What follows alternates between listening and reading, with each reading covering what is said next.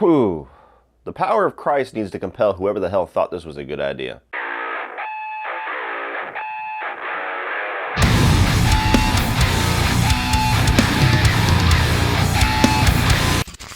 So, Exorcist 2, The Heretic, tells the story of a new priest who is put in charge of investigating the deaths and the carnage involved with the events of the first movie by hypnotizing Regan.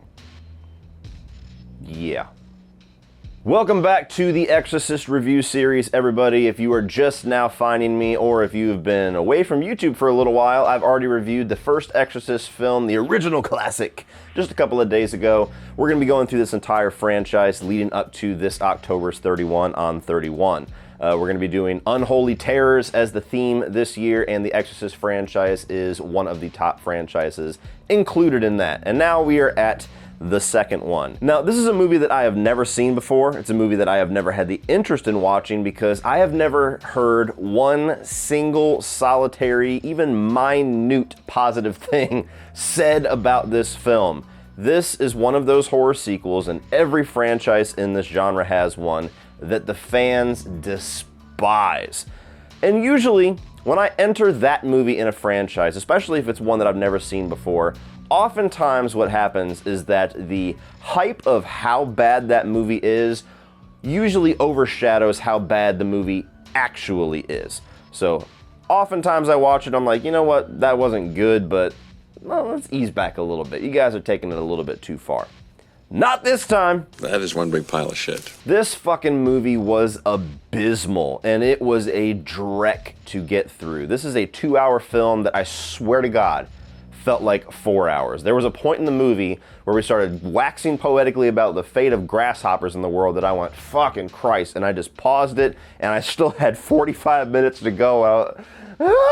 I was genuinely shocked by the end of it how much I hated this movie. And for somebody that's not even an Exorcist fan, how much this movie just offended me to my core with how horrible of an idea that it was. So with that being said, let's go ahead and get this ass kicking going, shall we? Positives, I'll admit, I'm only saying this just to have something positive to say about this movie. I usually try to balance out the negative with at least finding some redeeming quality. And the only thing that I can say about this film that is good or redeeming in any way is that the performances overall are fine, especially from Linda Blair. I think that she is just as good in the role of Regan. You get to see much more of the happy side of her character in this movie versus all the physical deterioration that she went through in the first film. So if I was to just look at the acting performances, they're fine. Nothing embarrassing here, nothing dreadful. They did their job. Now, as far as who the fuck did not do their job, I'm gonna go on record right now. There is worse movies than this, and there are certainly worse horror sequels than this.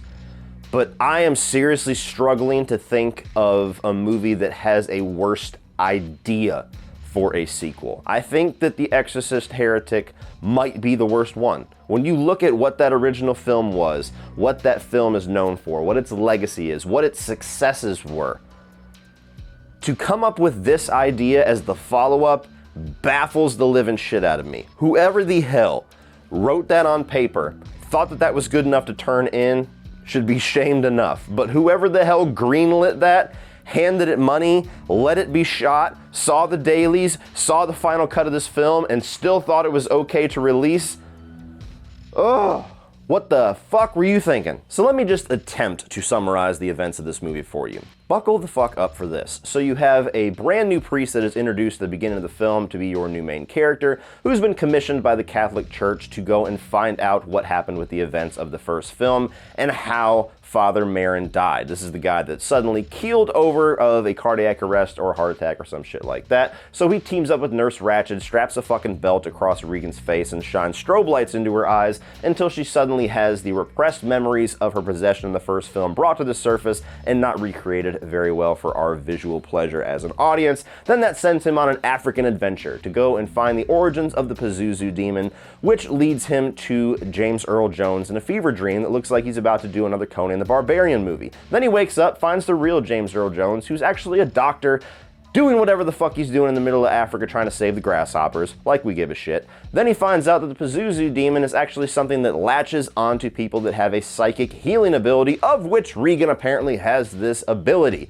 So underneath the seduction of the Pazuzu demon, he gets teamed up with Regan to go back to the event, the house of the first film, to finally give Pazuzu what he has been wanting all this time, of which I have no fucking idea what that is. They open the door to the bedroom, and on the bed is none other than a sexified doppelganger of Linda Blair, who's supposed to be a 16-year-old girl in this movie.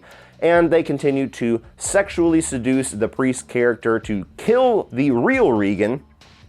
All the while, Regan gets him to tear the heart out of the doppelganger, and she finally vanquishes the Pazuzu demon by putting her hands in the air, waving them like she just don't fucking care, because apparently that kills demons. That's the movie that we're in for. One horrible idea after another. How any of that bullshit was thought to be a good follow-up to that first movie that any fan of the first movie would actually want to see, I will never understand. I don't understand how you could take a movie that is just iconic for being so dark and demented and disturbing and, you know, frightening down to your core, especially back in the 70s whenever it was released, and say, you know how we're going to follow that up by this positive, uplifting journey to try to see all the happiness in the aftermath of this situation. Oh, and grasshoppers, because grasshoppers are cool. Why? Why? I mean, to be honest, I would argue that The Exorcist is a story that really doesn't necessitate a follow-up. I mean, there's plenty of movies that don't, that get huge sequels and become a franchise, but if you're going to follow up that story, follow up that story. Don't come up with this whole other fucking thing that's going on here. I mean, this feels absolutely nothing like an Exorcist movie. If you put this in after watching the first movie, my God, the tonal shift, the genre shift, and quality shift. And unfortunately, because we are stuck on the path of this really misguided attempt at following that story, none of the characters in this movie are compelling. Not even Regan herself, because this is not the type of situation that we're going to be entertained seeing her in, just hanging out in a psychiatry ward while she's got this little busted ass hypnosis thing stuck to her head, and at some point she finds out that they find out she's got like this psychic healing ability that Pazuzu latches onto. There's a moment where she talks to a girl who is mute and within moments gets her to start speaking again. And again, it's just like, that isolated idea there for a movie, it might not be that bad, but as a follow-up to The Exorcist, no! Beyond all of that, the hypnosis sequences themselves just aggravated the piss out of me. I mean, just the visual aesthetic of this bright bulb just strobing back and forth was visually annoying, and the sound itself of the thing, ding, ding, ding, ding, just over and over again, that was aggravating to listen to. So you couldn't even shut your eyes in this sequence and get through it peacefully because it's assaulting you from all directions. And speaking of audio assault, what the hell was this score? Like, Ennio Morricone is an iconic composer. This is a guy that is just, he's up there in the greats whenever you talk about movie scores. What the hell he was smoking when he did the score for this movie, get me some of that shit because I need it right now. You have like all of these weird shifts in tone in the music, which I guess kind of fits the movie. African drums and percussions in one scene, and then within seconds switches over to like this uplifting, almost choir-like collection of women just sit like, and at no point in the film did the score ever match the tone of what they were going for in that scene. I mean, even in the big climax that they thought up here, to where our iconic demonic villain for this franchise, Pazuzu, is finally going to get vanquished by our hero Regan, doing her little fucking throw your hands in the air and wave it like you just don't care method of demonology. And the song choice during that scene is like this happy, uplifting thing, like she's dancing in a fucking ballet, and it's like, what the hell are you doing? Like, it's supposed to be tense, it's supposed to be exciting, it's supposed to be this huge epic moment assuming that this movie was going to work, and you're making me feel like I'm watching the fucking Sesame Street. What the fuck is this? And finally, the effects are terrible in this movie too. I mean, granted, this is in the 70s. Maybe compared to other 70s movies, it's not that bad, but I was already aggravated as shit at this point, so it didn't look good, and I'm gonna say it didn't look good. There's certain moments where you're following a grasshopper or a locust in like this POV style, like you're following it like you're Goose in the back and he's Maverick, and you're flying around checking out Africa, and it's just the weirdest effect, and it does not work whatsoever. All in all, guys, this movie was atrocious. It was abysmal. It was horrible. Like, I'm not somebody that likes to latch on to hyperbolic words, but I'm being genuine with you. This thing is a steaming pile of shit. Nothing about the approach to this movie was done right. Nothing about the story idea made any sense whatsoever for an Exorcist film,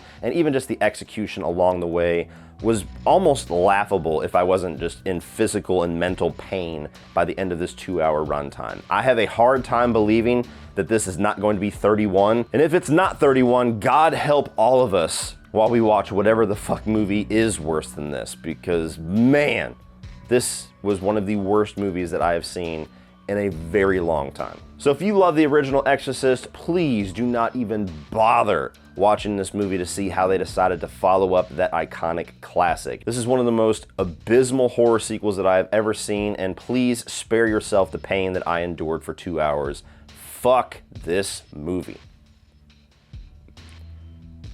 So what do you guys think of Exorcist II: The Heretic? Are you actually a fan of this movie? Is there any of you that actually prefers this to the original and actually liked this, whatever the hell it is, approach that they took in this movie? Let me know down below what you guys think. And I already have my opinion secured on Exorcist 3. We'll get into that soon, but what do I have to look forward to with the 2 prequels? Apparently they're like the same movie, but not. Are they any good? Is there more pain in the Exorcist franchise left for me to endure? Let me know down below, guys. We will talk about it. Please like and share this video. Help this review series be one of my more successful ones, and you guys have the power to do it.